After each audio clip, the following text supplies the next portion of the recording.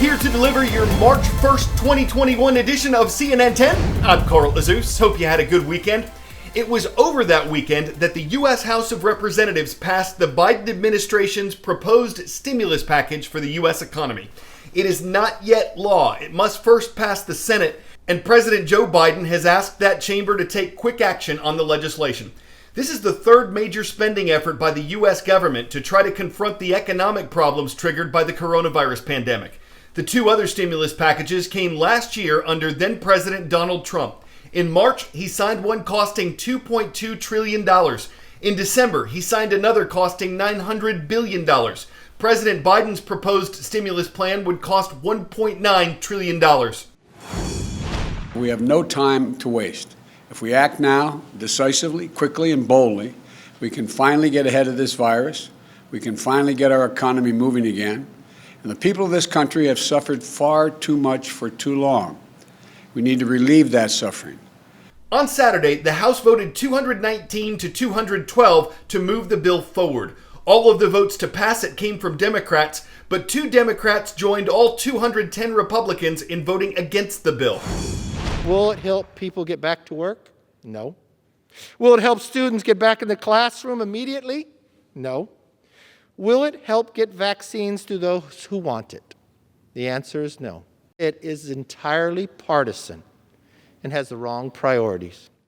This proposal is likely to see some changes before the Senate votes on it. As it stands now, though, it would include direct payments of $1,400 to many Americans, extra assistance to people who've lost their jobs, money for state and local governments and schools, funding to distribute vaccines and more COVID tests. That's all part of it. So is a controversial part of the legislation that would raise the U.S. federal minimum wage. Since 2009, it's been set at $7.25 per hour. States and local governments can require a higher minimum wage, and many of them do. But the federal one is the lowest wage employers can pay in the United States. The Biden administration's proposal would more than double the minimum wage to $15 per hour by the year 2025.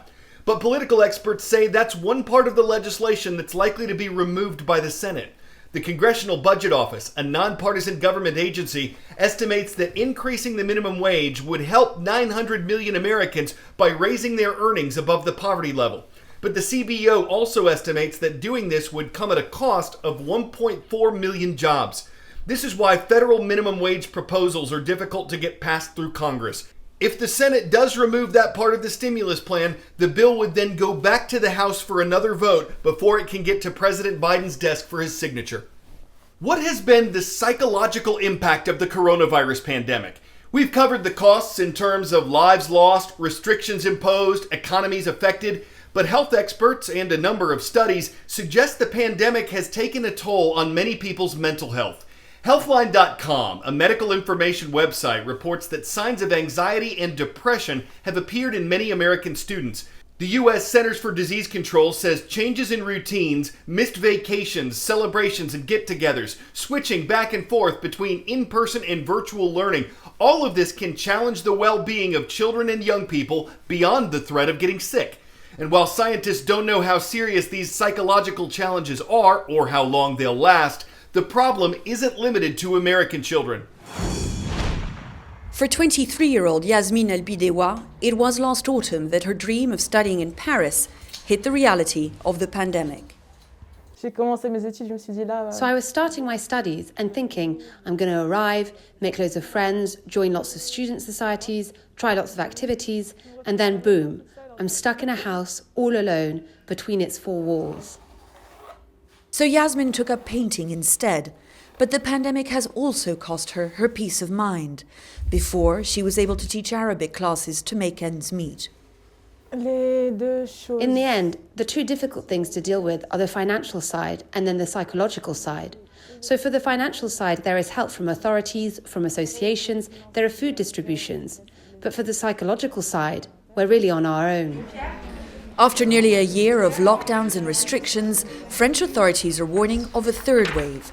Not of COVID, but of mental health issues, including among the country's more than 1.5 million university students.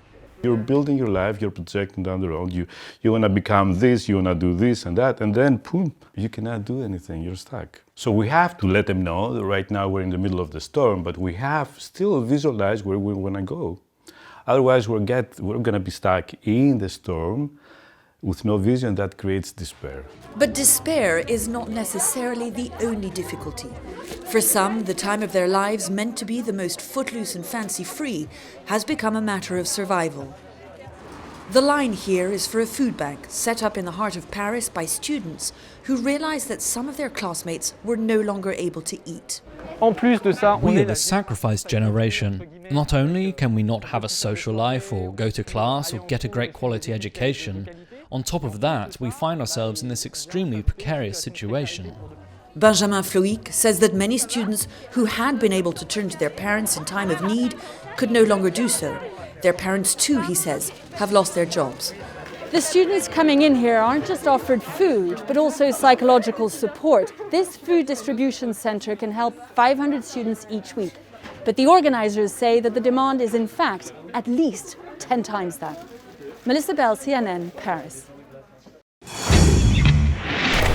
10-second trivia. What species of dolphin is the smallest? Hector's dolphin, Risso's dolphin, spinner dolphin, or dusky dolphin? The smallest dolphins are Hector's dolphins. They're usually around 4 to 5 feet long and 100 pounds. And they are rare. You will only find Hector's dolphins off the coast of New Zealand. And there's a subspecies of them called Maui dolphins whose population has dwindled to just a few dozen left in the wild.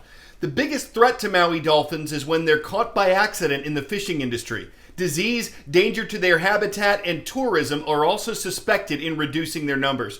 But there's a new eye in the sky, and by that we mean a drone that aims to help Maui dolphins by locating, identifying, and following them.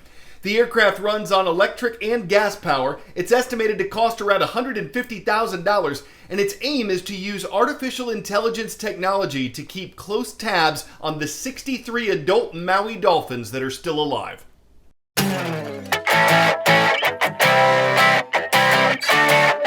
On the opposite end of the dolphin spectrum, in terms of numbers at least, is the common dolphin. How common is it?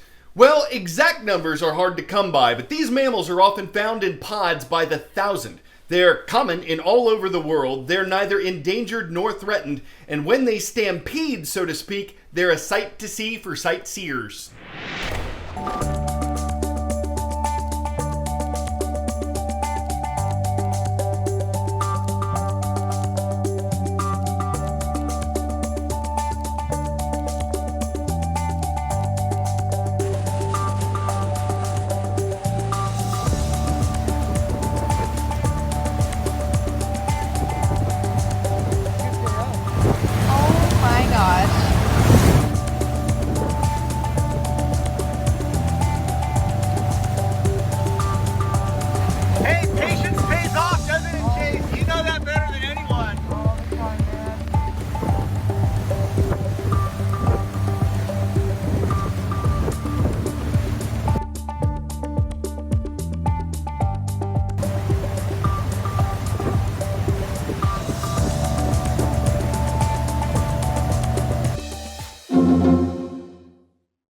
It's amazing how they don't get bottlenosed together, especially without any social distance. They gotta be so coordinated to know who's got the right of whale. They must have gotten organized on the Dolphin internet. I hear they run a killer podcast.